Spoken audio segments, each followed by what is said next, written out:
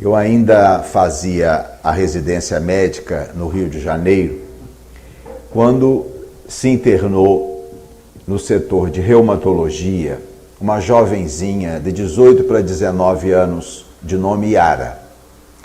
Yara havia sido diagnosticada com lúpus eritematoso sistêmico e, como apresentava algumas manifestações graves, optou-se por iniciar o tratamento internada.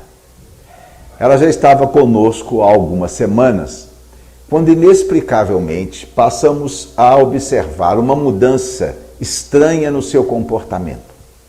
Ela, que era uma mocinha recatada, tímida, pouco expressiva, que sequer nos fitava nos olhos, tornou-se uma moça exuberante, falante, comunicativa, excessivamente sexualizada, a tal ponto que tentou tocar a genitália de um dos médicos residentes. Chamamos um neurologista, um psiquiatra, fizeram exames e verificaram que o lúpus havia atingido o sistema nervoso central. Ela estava com uma cerebrite lúpica. Novos medicamentos foram introduzidos, uma imunossupressão muito potente, e depois de mais de 100 dias internada, Yara recebeu alta, restabelecida com o seu comportamento prévio. Já em Juiz de Fora, trabalhando como clínico em um hospital psiquiátrico, a Clínica São Domingos, eu me deparei com o caso de Joaquim. Joaquim era um senhor de mais ou menos 50 anos, casado, 2 filhas, e que estava internado na Clínica São Domingos com um possível diagnóstico de esquizofrenia. A história era a seguinte: Joaquim era até então um cidadão comum, gostava de farra, pescaria, cerveja, conversa com os amigos, pouco afeito às questões religiosas, mas de repente o seu comportamento mudou. Ele abandonou os amigos, a pescaria, o boteco, só queria saber de religião, de missa, comprou Bíblia, rezava o dia inteiro, passou a exigir da esposa e das filhas um comportamento de beatas. Como estava religioso demais, foi chamado o médico, e o médico levantou a possibilidade de ser uma psicose, delírios, né? E o internou. Ele estava alguns dias no hospital, quando na hora da refeição ele tem uma crise convulsiva e entra em coma. Quadro que não se vê nos transtornos psiquiátricos. Ele então foi transferido para um hospital clínico, o Hospital Cottrell, e realizado determinado exame que identificou um tumor na região do córtex pré-frontal, a área mais nobre do cérebro, sede da consciência, da inteligência, do autocontrole. O tumor foi ressecado e Joaquim voltou ao seu comportamento anterior, mulherengo, pescador, tomador de cerveja, etc. Casos como o de Yara e de Joaquim são amplamente reconhecidos pela comunidade médica. Quase todos os médicos são capazes de se lembrar de casos de doenças físicas que alteraram o comportamento. E esses estudos vêm sendo aplicados também em questões ligadas à criminalidade. Hoje já há uma nova disciplina chamada de neurocriminalidade, onde procura-se identificar correlações entre cérebro e crimes. Um grande expoente nessa área é um professor de psicologia da Universidade da Pensilvânia, de nome Adrian Heine. Ele vem estudando relação de cérebro e crime há mais de 40 anos e publicou um livro recentemente chamado Anatomia da Violência, onde ele relata as suas experiências. Os casos são impressionantes. Ele conseguiu a autorização para estudar o cérebro de 30 criminosos graves condenados à pena de morte. Em todos, ele encontrou alterações profundas no córtex pré-frontal. Ele narra alguns casos, vou citar apenas um, que é paradigmático. É um cidadão de nome Michael Oft, 42 anos, casado, com uma enteada de 10 anos, professor de uma escola secundária. Cidadão comum, trabalhava, praticava esporte, convivia, etc. De repente, Michael Oft começa com algumas coisas muito estranhas. Frequentar sauna, colecionar pornografia infantil, insinuar-se de forma ousada e agressiva com as moças da vizinhança, do trabalho, e a coisa atingiu uma complexidade maior quando começou a se insinuar de forma sedutora com a enteada de 10 anos. A menina comunicou à mãe, a esposa denunciou, colocou para fora de casa, e como ele era réu primário, o juiz decidiu por uma prisão domiciliar, desde que ele frequentasse um grupo de psicoterapia para verificar como a coisa ia funcionar. Mas mesmo no grupo, seu comportamento só ia se agravando, se insinuando, provocante, e o juiz optou pela prisão.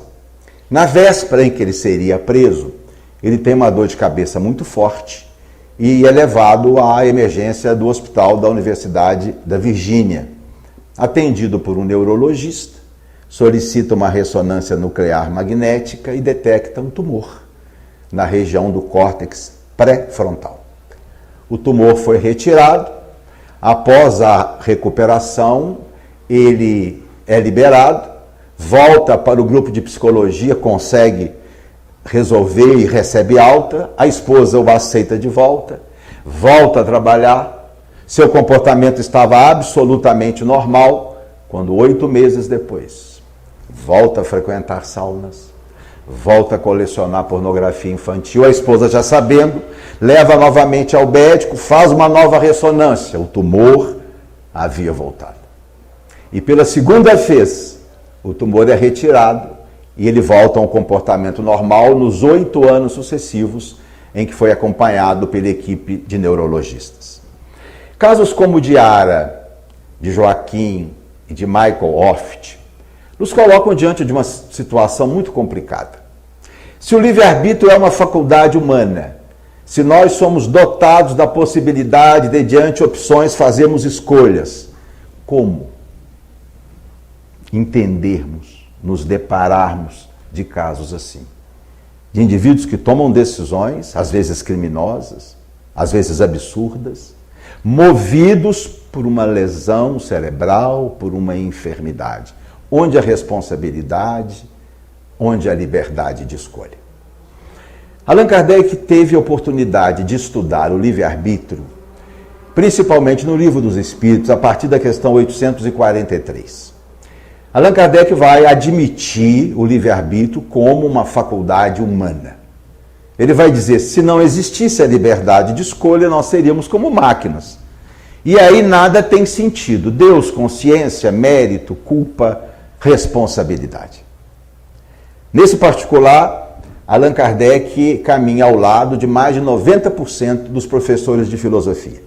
Segundo uma pesquisa feita por Robert Sapolsky, um neurocientista norte-americano, materialista, mais de 90% dos professores de filosofia admitem o livre-arbítrio, mesmo aqueles que são materialistas. Muitos neurocientistas também, apesar de negarem a consciência, admitem que, de alguma forma, a possibilidade de escolha nos é facultada.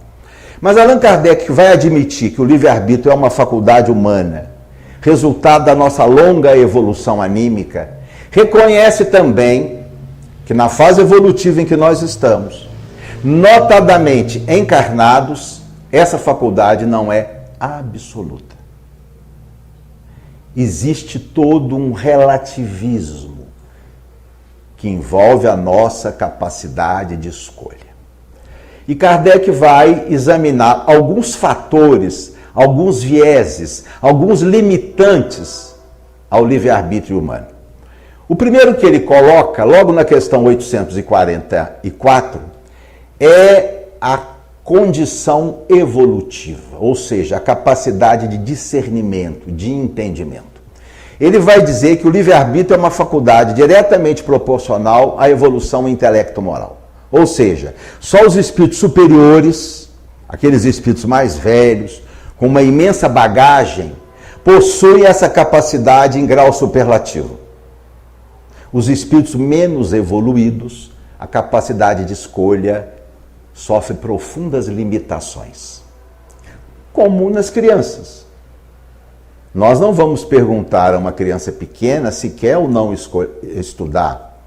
Não vamos lhe deixar faculdade de decidir se quer ou não fazer o dever, ou o colégio onde vai se matricular. São opções que não lhes são facultadas pelo seu próprio desenvolvimento mental insuficiente para tal. Mas podemos permitir que ela escolha, talvez, a merenda da escola. Se temos em casa uma maçã ou uma pera, podemos lhe oferecer a opção de escolha. Então o Kardec vai dizer que a capacidade de escolha do livre-arbítrio é extremamente relativo e depende da nossa condição evolutiva. Epiteto, um filósofo estoico, dizia: só as pessoas educadas são livres. Não há nenhum viés de preconceito aí. O que ele está querendo dizer é que a liberdade plena de escolha, de pensamento, pressupõe um discernimento, a capacidade de entender o contexto e se posicionar para escolher. E para isso é necessário conhecimento, erudição, amadurecimento, experiência. A segunda condição que Allan Kardec apresenta como um limitante ao livre-arbítrio, na questão seguinte, a 845, é o que ele chama de predisposições inatas. Como nós espíritas somos reencarnacionistas, a gente entende que ao nascer nós não somos como uma página em branco. Nós reencarnamos com tendências, com inclinações, facilidades, dificuldades, gostos, desgostos, predisposições, resultado das nossas encarnações anteriores. Nós não nos lembramos dessas experiências, mas nós as temos através de impulsos, tendências, inclinações, emoções, sentimentos. De tal forma que essas tendências inatas, na hora da escolha, estão presentes. Nós não escolhemos sozinhos, nós escolhemos com o nosso passado, com a nossa história reencarnatória. Diante, por exemplo, de uma alma que nos é muito querida, a qual tivemos experiências muito gratificantes no passado, teremos um viés de escolha. É óbvio, uma tendênciazinha a favorecer essa alma querida no momento de uma decisão. O contrário, diante de um espírito ao qual trazemos muitas dificuldades do passado, nos ferimos mutuamente, há muitas emoções conturbadas relacionadas às nossas experiências, teremos um viés diferente no momento da escolha. Então as nossas escolhas têm o viés do nosso passado, das inclinações, das tendências que trazemos de outras encarnações. Kardec se reporta no livro Céu e Inferno a situação de Félicien. Félicien foi um cidadão, um espírito, que se matou em 4 encarnações seguintes. E Allan Kardec vai dizer que nessa próxima encarnação que ele teria, naquela época, a tendência ao suicídio estaria presente. Ele teria que lutar contra essa ideação, pelo próprio fato de já trazer em si uma inclinação problemática, desagradável. O terceiro viés que limita o nosso livre-arbítrio, segundo Allan Kardec, é a própria influência do nosso corpo. Tal como mostramos com Yara, com Joaquim, com Michael Oft, o espírito encarnado está sob poderosa influência da matéria. Kardec admite isso logo na introdução do Livro dos Espíritos, no item 6, quando ele vai dizer exatamente isso. O espírito encarnado se manifesta através do corpo. Ele pensa, ele sente, ele se lembra, ele decide através de um corpo, notadamente o cérebro. Na questão 22A, Kardec chega a dizer que o espírito encarnado é escravo da matéria. Notem, é a expressão que ele usa, escravo da matéria. E eu acho que nós nunca paramos para pensar a esse respeito, né? Enquanto no processo encarnatório, a gente sofre profundas restrições desse corpo. Começa com a memória. Ora, nós acreditamos ter vivido uma infinidade de existências corpóreas, experiências reencarnatórias. E o que é que nós nos lembramos delas? Nada. Nós somos seres desmemoriados. Por quê? A explicação é essa: o nosso cérebro é novo, foi construído para nós, para essa encarnação. Não tem essas experiências, nós não temos acesso a elas enquanto encarnado. Um outro exemplo, sons. Nós estamos mergulhados num universo de sons diferentes, mas nós só conseguimos registrar aqueles que vão de 20 a 20 mil hertz. Baleias e elefantes ouvem melhor do que nós. Os cães ouvem melhor do que nós. Mas será que como espíritos nós não temos acesso a esses sons? Sim, e há muitos outros, mas encarnados não, porque o nosso cérebro não permite. A visão. Nós estamos mergulhados num universo de ondas eletromagnéticas. Aqui está passando raio-x, infravermelho, ultravioleta, ondas curtas, raios gama, mas nós não conseguimos registrar nada disso, porque o nosso cérebro evoluiu para captar apenas radiações eletromagnéticas do espectro da luz visível, que vai de 400 a 700 nanômetros. Uma abelha, quando olha para uma flor, vê no néctar da flor um verde fosforescente. A gente não vê. Ela vê porque o cérebro da abelha consegue registrar na faixa do ultravioleta. A gente não enxerga. Mas como espíritos, será que como espíritos nós não temos acesso a tudo isso? Claro que temos, e muito mais, mas enquanto encarnados não, porque o cérebro não permite. E para complicar, a gente fica velho. Começa a esquecer nome de filho, né? Troca nome de neto, vai pegar uma coisa no chão, tem um jeito na coluna, vai pegar um copo, derruba a xícara, não é? Vai tomar banho toda hora, o sabonete escorrega e a gente tem que pegar. Meu pai, com seus 80 anos, entrou para tomar banho, pegou o sabonete, olhou para ele, disse, já que você vai cair mesmo, cai de uma vez. Na questão 220 do Livro dos Espíritos, Kardec chega a dizer que algumas faculdades o espírito pode perdê-las em dada encarnação. É claro que o perdê-las aí é relativo, porque se a faculdade é do espírito, a habilidade é do espírito, ele não a perde. Mas pode não se manifestar numa encarnação se o cérebro não o permitir. Vamos imaginar um espírito que é um brilhante músico, em várias encarnações se destacou como pianista, violinista, maestro. Mas se em dada encarnação não encontra no material genético dos pais genes para construir um cérebro com circuitos facilitam a música naquela encarnação, já era. E ainda bem que é assim. Porque se imagina se as nossas faculdades fossem autônomas em toda encarnação. Pela lei do menor esforço, a gente faria a mesma coisa em toda encarnação. Imagina um cidadão que foi um mecânico, foi excelente mecânico, ganhou a vida. Ao reencarnar, se ele tem essas habilidades, seria o quê? Mecânico. O cidadão seria mecânico há 2000 anos e continuaria mecânico. Então, a mudança de corpo, ela limita determinadas faculdades. E é fácil a gente entendermos isso, minha gente. Vamos convidar Arthur Moreira Lima para uma apresentação no Cine Teatro Central e vamos lhe dar um piano desafinado. Qual será o resultado do concerto? Mas é Arthur Moreira Lima, mas vai ser um fiasco. Vamos pedir a Manuel Bandeira que escreva um poema em homenagem ao Dia das Mães, mas não pode se utilizar da letra A. O que conseguirá escrever Manuel Bandeira? Assim é o espírito encarnado. Depende do cérebro para se manifestar.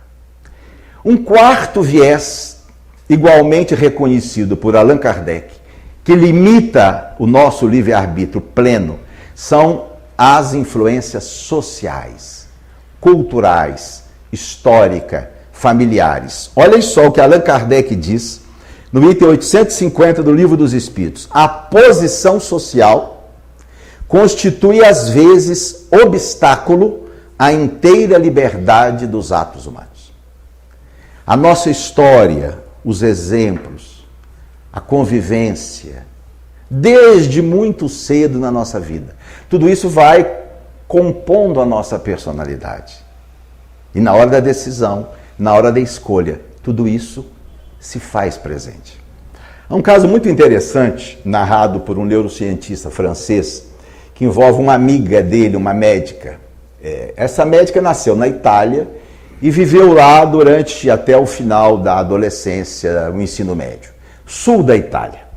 Segundo se diz lá, a ligação dos pais com os filhos nessa região da Itália é muito visceral, é muito profunda, principalmente da mãe com os filhos. Ela terminou o ensino médio, foi para Paris fazer medicina e começou a conviver com outro contexto, uma outra história. A mãe ligava para ela todo santo dia.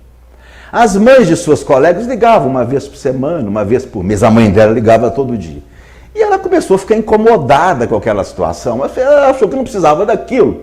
E paulatinamente começou a driblar a mãe e no final estava igual às amigas, conversando com a mãe uma vez por mês. Terminou a faculdade de medicina, casou-se com um médico francês, começou a trabalhar no hospital, como qualquer mulher de sua época, fazia academia, beach tênis, gostava de música, aquela coisa toda, até que vem a se casar e engravida. Diz um neurocientista, amigo dela, que parece que no parto apertaram um botão no cérebro dela, porque ela saiu do processo totalmente diferente. A única coisa que importava para ela era a filha. Nada mais tinha lá. Parou de trabalhar, largou a musculação, não saía com os amigos, ficava brava com as colegas porque não dava importância ao próprio filho.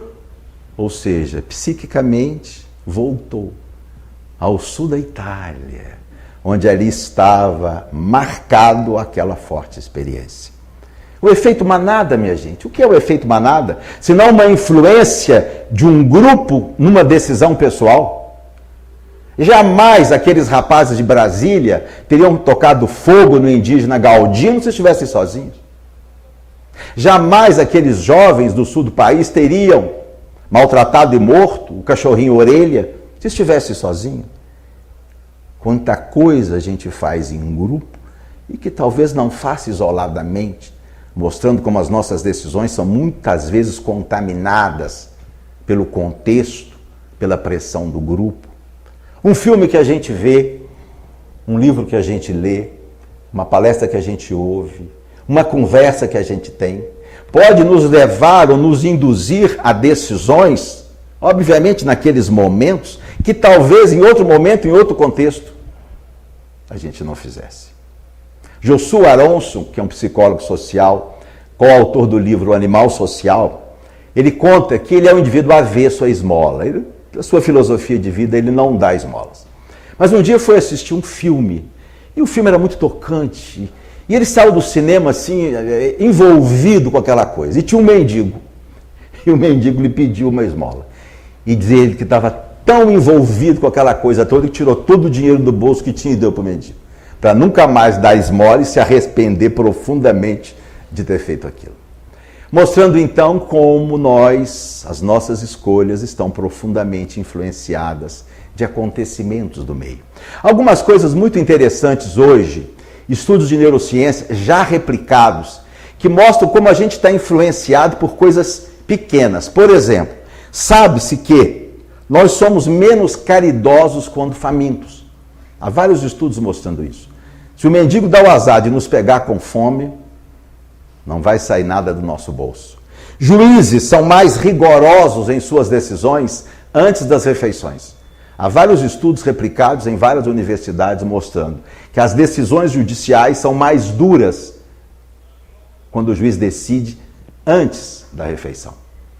Nós compramos mais quando estamos com fome. Não é só comida, é qualquer coisa. Nós somos mais agressivos e mais violentos em ambientes quentes ou mal cheirosos. A taxa de criminalidade é maior no verão.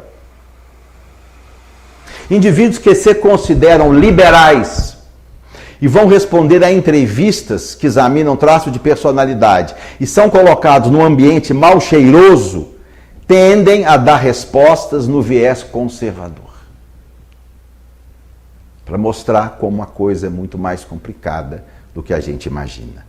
Um quinto viés nas nossas escolhas são as influências espirituais.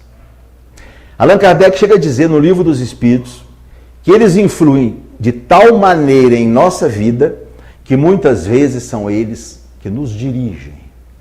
Ou seja, em nossas escolhas e em nossas decisões, muitas vezes há um pensamento, um sentimento, uma indução de espíritos vinculados a nós, espíritos que nos acompanham. Nesse particular, há um caso que Allan Kardec narra no livro Céu e Inferno, que envolve um suicida de nome Antônio Bell. Bell era caixa de uma agência bancária no Canadá, casado, vários filhos, cidadão normal, boa situação financeira, esposa tinha boa saúde, os filhos. De repente começa com uma espécie de depressão, uma melancolia, tristeza, chorava pelos cantos, algumas ideias deliroides, por exemplo, de veneno, que alguém queria envenená-lo, ia na farmácia para saber do farmacêutico se alguém tinha comprado veneno, e a coisa foi se agravando, abandonou o trabalho, sequer queria tomar banho, certa madrugada aparece morto. Suicídio. Allan Kardec, lá em Paris, sabendo do caso, evoca o espírito Antônio Bell, e através de um médico começa a dialogar com ele, e há um momento que Kardec pergunta: por que você se matou? Você tinha uma excelente saúde, uma esposa amorosa, filhos, não tinha dívidas, por que você se matou? E ele então disse assim: mas eu não me matei. Eu fui assassinado por um espírito que me odiava muito. E contou a sua história. No século passado, vivia numa região do Mediterrâneo, e era namorado de uma moça que também gostava dele, tinham sonhos de viver juntos, mas o pai da moça queria casá-la com um rapaz rico, e impediu o consórcio dos dois, levando-o a se casar com esse cidadão. Mas Antônio Bell, inconformado, na véspera do casamento, envenena o rival, que aparece morto. O pai do rapaz, morto, não consegue atingi-lo.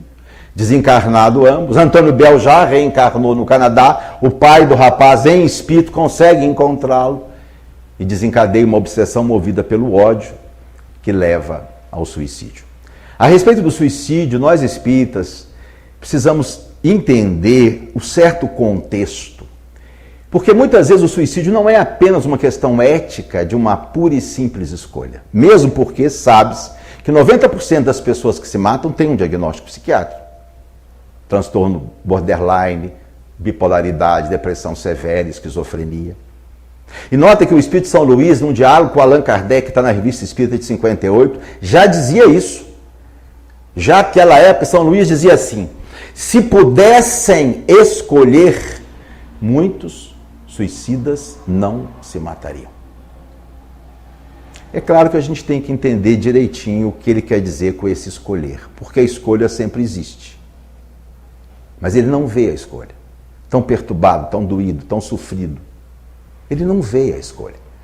Uma psiquiatra espírita de São Paulo, Thaís Moriyama, com doutorado em psiquiatria da infância e adolescência, diz isso nos seminários. Que a gente precisa começar a refletir mais seriamente sobre a questão do suicídio. E ela diz assim: suicídio, minha gente, não é uma questão de escolha, é falta de escolha. A escolha existe para quem está de fora. Quem está de fora vê as opções, elas se apresentam. Mas às vezes a pessoa que está envolvida está tão perturbada, tão desesperada, tão sofrida que não vê. E ela diz um dado interessante, que ela atende muitas vezes adolescentes e adultos jovens que tentaram o suicídio e não conseguiram. E quando ela vai numa abordagem a eles, ela nota que eles estão aliviados. Ora, se eles quisessem se matar, eles estariam como? Aborrecidos. Não conseguiram?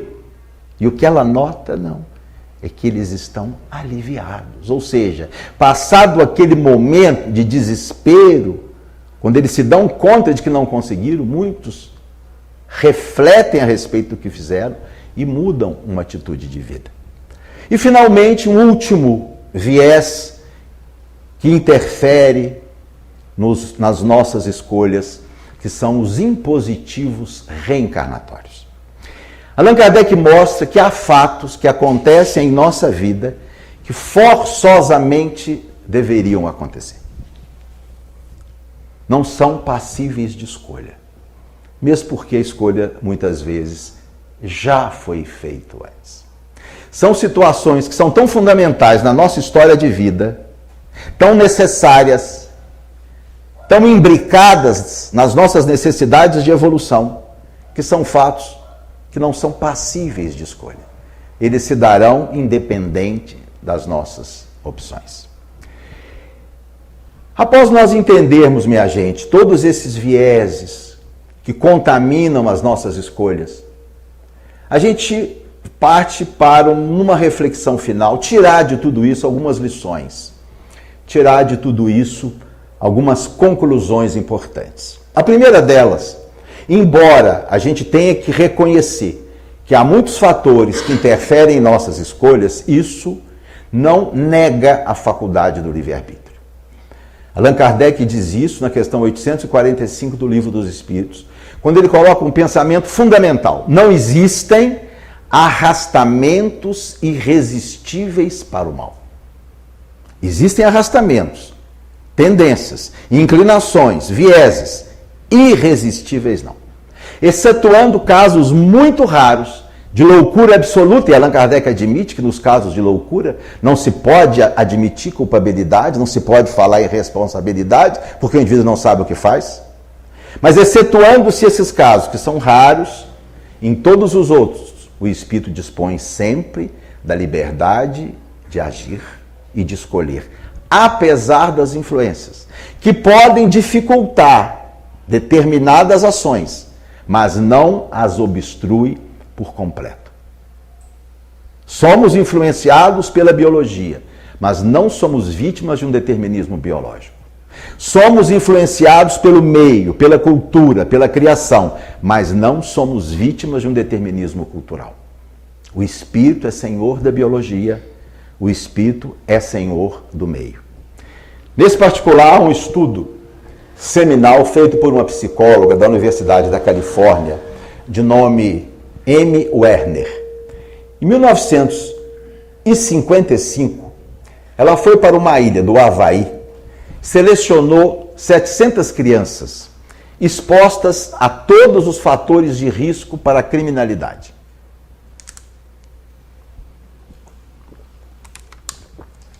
Problema no som. 700 crianças com todos os fatores de risco para a criminalidade. Os pais eram bandidos, alguns foram mortos, estavam presos, viveram num ambiente de vício, pobreza, desnutrição, maus tratos. Enfim, a receita perfeita para se tornar um bandido. E ela acompanhou essas crianças por 30 anos. E ao final verificou que 1/3 delas, apesar de todos os fatores predisponentes para o crime, 1/3 delas tornaram-se homens e mulheres de bem. Então, a primeira lição que a gente tem que tirar, apesar de todas essas influências, o espírito é senhor das suas decisões. A segunda lição que nós tiramos é que, ao nós tomarmos ciência dessas influências que sofremos, a gente pode se aparelhar melhor para lidar com elas de forma a não permitir que esse viés comprometa tão seriamente as nossas decisões. Ora, se eu sei que ao fazer compras com fome, comprarei mais do que preciso, não sairei às compras antes das refeições. Se eu sei que num dia quente, num ambiente mal cheiroso, terei mais dificuldade no autocontrole e posso ser mais ou menos desagradável, rude, agressivo, vou tomar uma dose maior de cuidado com as minhas ações nesses contextos desfavoráveis. Nós então vamos começar a entender os cuidados que temos que tomar para que essas influências não sejam tão perniciosas. Se com determinadas pessoas às quais nós somos obrigados a conviver, nós já sabemos que não há uma cota maior de simpatia, já sabemos pela nossa história de vida com ela, que já tivemos problemas, vamos tomar cuidado redobrado quando for necessária essa convivência. Evitar assuntos muito polêmicos, não ficar muito tempo próximo, tratar de uma forma mais cordial possível, abordar questões leves e superficiais. Eu já faço isso há muito tempo. Aquelas pessoas que eu amo muito, que eu tenho muita afinidade, eu converso qualquer assunto. Às vezes até provoco para dar tema, né? Se eu sei que o cara é bolsonarista, eu saio elogiando o Lula, né? Se eu sei que o cara é petista, eu já falo bem do Bolsonaro. Para dar assunto. A gente briga, discute e no final sai tudo bem, porque a gente se ama muito. Mas com aquelas pessoas que eu não tenho muita afinidade, é só amenidades. Só amenidades. E a gente não discorda nunca. Porque tudo que a pessoa problemática quer é que a gente discorde. Para quê? para ele voltar, para ele continuar. Então a gente trata de assuntos amenos. Diz que o Chico tinha uma palavra que ele gostava muito nesses casos. A palavra é interessante. Porque essa palavra é neutra. O indivíduo fala para você coisa mais absurda do mundo. Você fala, interessante.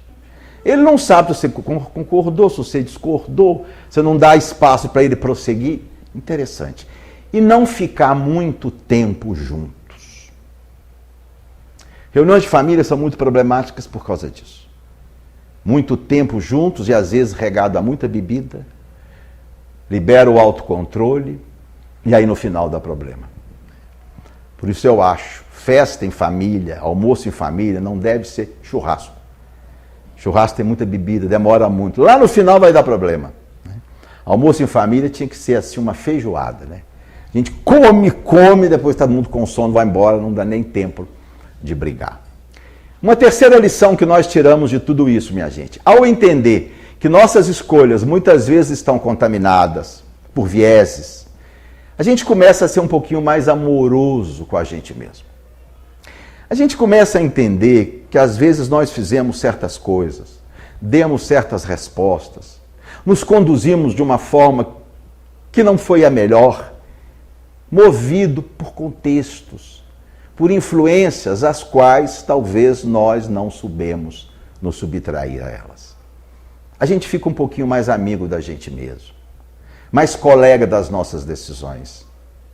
Não é desenvolver um processo de auto-justificação, de estar sempre nos desculpando e continuar fazendo a mesma coisa, não é isso. Mas um pouquinho de autocomiseração, de autopiedade, entender das nossas fragilidades. Que a fase evolutiva que nós vivemos é uma fase ainda de queda, é uma fase ainda de atitudes falhas. O Dr. Jorge Andréa tinha uma frase que ele dizia assim: viver em harmonia a fase evolutiva em que nos encontramos é como ser aceito pela própria evolução. Entender que nós ainda temos limites nas nossas decisões, que há coisas que a gente não vai conseguir fazer, que é coisa para o futuro. Simone Weil dizia assim: será fazendo o possível que um dia eu tocarei o impossível. Será fazendo o que dá para fazer hoje que um dia eu estarei em condição de fazer o que hoje me é impossível. Eu gosto muito da história de um cidadão que tinha uma dor de cabeça dos diabos. E foi fazer uma consulta com um especialista e o cara começou a anamnese. O senhor fuma? Não, nunca fumei. O senhor bebe, gosta de um vinhozinho? Não, nunca bebi. O senhor costuma sair assim para ir a uma festinha, dançar? Não, eu não vou nesses ambientes, nada disso. Mas o senhor, quando está com seus colegas, costuma às vezes uma anedotazinha picante ou fazer um comentário de um amigo ausente? Não, doutor, eu não tenho piada picante, eu não falo mal de ninguém. Nem do governo, assim, não reclama do imposto de renda? Não, nada disso. O médico pensou, realmente, o caso do senhor. Uma última pergunta, a dor do senhor parece assim que é uma dor assim fincando. Doutor, é uma dor fincando, já sei. O problema é que a sua auréola está apertada demais. É a síndrome da auréola apertada. Quer ser santo? Não vai conseguir. Uma quarta lição. Na medida que nós aprendemos a ser mais compassivos com a gente mesmo, obrigatoriamente a gente se torna, ou deve se tornar, mais compassivo com as decisões das outras pessoas. Entendendo que elas também podem ter tomado atitudes em momentos infelizes, em contextos desagradáveis, sob injunções desfavoráveis, conforme nós mostramos. A gente passa a desenvolver um sentimento de amorosidade. Talvez aquele colega de repartição esquisito, que nos responde por monossílabos, pode fazer parte do transtorno do espectro autista. Talvez aquela colega confusa, atrasada, que às vezes nos coloca em mau lençol, pode ser portadora de TDAH. Talvez aquele indivíduo que tem dificuldade de entender o que a gente fala, pode ter sofrido lesões cerebrais, às vezes, antes de nascer, por uma mãe que fumava, que usava crack ou álcool. Nós vamos entender que aquele rapaz que não venceu na vida e que a gente acha que não venceu na vida porque não se esforçou, pode não ter sido bem assim. Porque há muitas pessoas que fazem tudo certinho na vida, e não chegam aonde gostariam, por motivos diversos, por fatores diversos que não dependem dele próprio. A pessoa mais extraordinária que eu conheci nessa encarnação foi minha tia-avó, Elza Baesso, na cidade de Guarani. Tia Elza morreu aos 90 anos, não tinha filhos, não se casou, mas a sua vida era uma oferta de gratuidade à família, aos amigos e à comunidade. A porta de sua casa não se fechava, exceto à noite quando ia deitar. E tinha sempre um café fresco, qualquer pessoa entrava, tomava um cafezinho e saía. Quantas vezes eu a vi 3 horas da tarde indo para a cozinha, fritar 2 ovos, um pedaço de linguiça, esquentar arroz e feijão para um parente que chegava, para um viajante, para um motorista de ônibus. Instalou na loja um sistema de som que alcançava quase toda a cidade de Guarani para dar avisos gratuitamente. Era alguém que falecia e a família pedia, ela ia, a família de fulano de tal comunica seu falecimento e convida parentes e amigos para o sepultamento. Era um problema no município, ia faltar água no bairro, ela ia a pedido do prefeito. Avisamos que o bairro Sossego vai faltar água, gratuitamente. José Maria Rodrigues, então um jovem idealista, compra um ônibus e faz uma linha, ele próprio era o motorista. Astolfo Dutra, Juiz de Fora. Tia Elza vai até ele, José, vamos colocar uma linha, Guarani, Juiz de Fora. Ah, Elza, não vale a pena, os custos, pagar a pessoa para fazer isso. Eu assumo os seus custos, você não precisa me pagar nada. Durante mais de 25 anos, a casa da tia Elza foi a rodoviária de Guarani. Vendia os bilhetes, despachava os motoristas, sem nunca ganhar um centavo. No Centro Espírita de Guarani, ela foi de um tudo, a vida inteira presidente. Não porque ela queria, era o que ela não queria. Mas terminava o mandato, não, Elza, é você mesmo, Elza, tem que ser você. Tá tudo bem, continua você, Elza. A reunião mediúnica, gente, pelo amor de Deus, alguém para dizer, não, Elza, a autoridade moral tem que ser você. O grupo de estudo tem que ser você. Precisava de alguém para ensinar espiritismo para as crianças espíritas de Guarani, ninguém podia. Era a tia Elza, domingo de manhã. Ia para o Centro Espírita e nós, seus sobrinhos netos, íamos aprender com ela a doutrina espírita. Essa criatura extraordinária tinha um defeito. Diante de uma situação que a desagradava muito, ela fazia uma crise de cólera, de ira, que se caracterizava por quebrar pratos.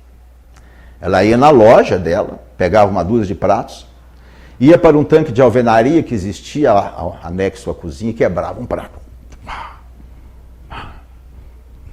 Depois recolhia os caquinhos, jogava no lixo e voltava para o seu trabalho. Um dia um primo nosso, seu sobrinho Márcio Baesso, muito pequenininho, perguntou, tia Elza, por que a senhora quebra esses pratos? Ela disse assim, para não fazer coisa pior, meu filho. Eu hoje fico pensando, alguém que não conhecesse tia Elza, a visse numa cena dessa, o que pensaria? Que mulher perturbada, precisa de terapia, obsediada, pai de santo, e não saberia que mulher notável ali estava. E finalmente, minha gente, para concluir, se a nossa capacidade de escolha é relativa, a nossa responsabilidade moral pelas escolhas também é. A falta pode ser a mesma, o desvio ético pode ser o mesmo, mas a culpabilidade estabelecida pela nossa consciência e a responsabilidade moral variam ao infinito. Porque vão variar do contexto, de atenuantes, de agravantes, da história, do conhecimento, da intenção. Tudo isso torna cada ação nossa pessoal. E ninguém é capaz de avaliar, só Deus, o quanto nós somos culpados por aquela ação. Imaginemos uma jovenzinha que vive no norte do país, órfã de pai e mãe, criada na rua, analfabeta, num ambiente de promiscuidade, de vício, engravida do namorado, o namorado diz, tira isso aí porque eu vou me mandar. E essa jovenzinha, naquele contexto, comete um aborto. O aborto, para nós espíritas, é uma falta ética. Vamos dizer que na consciência dela, a consciência dela, ante essa falta, vai lhe dar uma responsabilidade moral de X pontos. Vamos pegar agora uma mocinha da mesma idade, em Juiz de Fora, filho de pais espíritas, estudou no jesuíta, terminou o ensino médio, frequenta o centro espírita, inteligente, engravida do namorado, o namorado diz, vou assumir junto com você, e ainda assim ela comete um aborto. A falta é a mesma, mas a culpabilidade é muito diferente. Se a mocinha de lá foi X, a daqui provavelmente 5X, 10X. Era a mensagem que tínhamos para vocês, espero que tenha sido útil. Um abração.